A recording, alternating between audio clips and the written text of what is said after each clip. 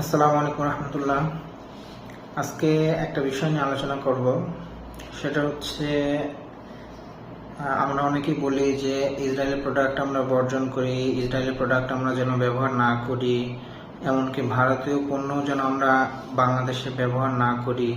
এই প্রোডাক্টগুলো আমরা যদি কনজিউম না করি তাহলে তাদের ব্যবসায় অনেক ক্ষতি হয়ে যাবে বা তাদের ব্যবসায় যে লাভ হয় সেটার পরিমাণ কমে যাবে। তখন ধীরে ধীরে তারা তাদের ব্যবসাকে গুটিয়ে নিতে বাধ্য হবে আমাদের মতো দেশগুলো থেকে। আমরা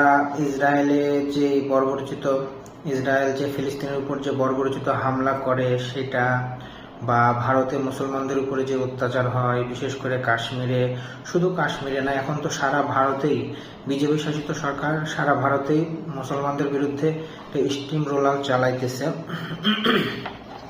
তো আমি বলবো যে আমরা এখান থেকে কি করতে পারি। আমরা এখান থেকে যেটা সবচেয়ে ভালো এই মুহূর্তে পারি, সাধারণ মানুষ হিসেবে আমরা যেটা পারি সেটা হচ্ছে ভারতীয় যে প্রোডাক্টগুলো বাংলাদেশে অ্যাভেলেবেল আছে সেই প্রোডাক্টগুলো আমরা এখন থেকে বর্জন করব। এতে কি সুবিধা হবে? এতে ভারতের প্রোডাক্ট যদি আমাদের দেশে বিক্রি না হয় তখন সেই প্রোডাক্টগুলো তারা ঘুরে নেবে বা ফার্দার প্রোডাক্ট আর পাঠাবে না।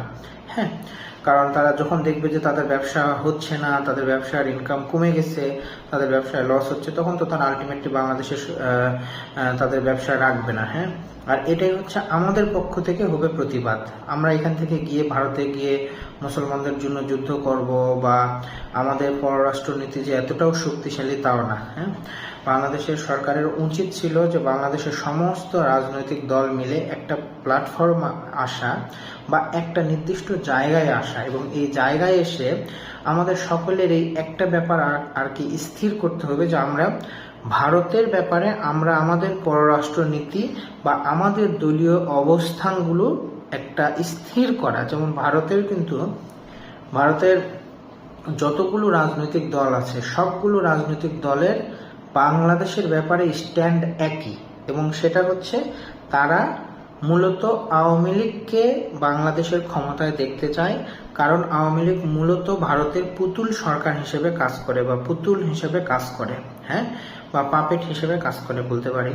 আর এই কারণে তারা আওয়ামী লীগকে যদি ক্ষমতায় বসাইতে পারে, বিগত 15 বছর বা 16 বছরে যে পরিমাণ বাংলাদেশ থেকে লুটপাট তারা করতে পারছে, বাংলাদেশে ব্যবসার নামে অনেক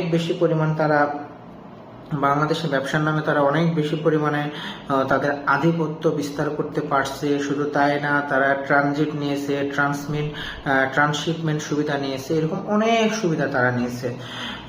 আর